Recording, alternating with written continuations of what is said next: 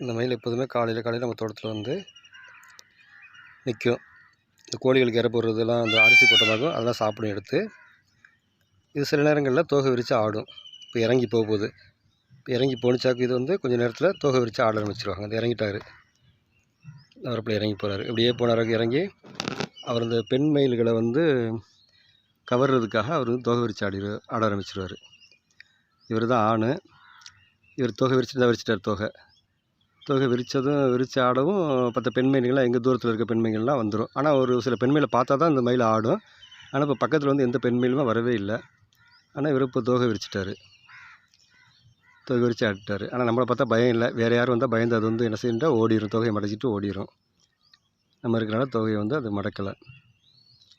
ஏன்னா நம்ம வந்து பழகிட்டோம், இந்த பக்கம் போகிறோம், நடந்து போய்கிட்டு வந்துக்கிட்டே இருக்கோமா நம்ம, அதனால் அதுக்கு வந்து அச்ச உணர்வு இல்லை. அதுக்கு இந்த மாதிரிலாம் வந்து கிட்ட ரொம்ப அருகாமையில் வந்து நின்று ஃபோட்டோ எடுக்கிறது, வீடியோ எடுக்கிறது ரொம்ப அபூர்வம். மயில் வந்து அது பழகின மயில்னால கொஞ்சம் வந்து தோகை விரித்து ஆடுது.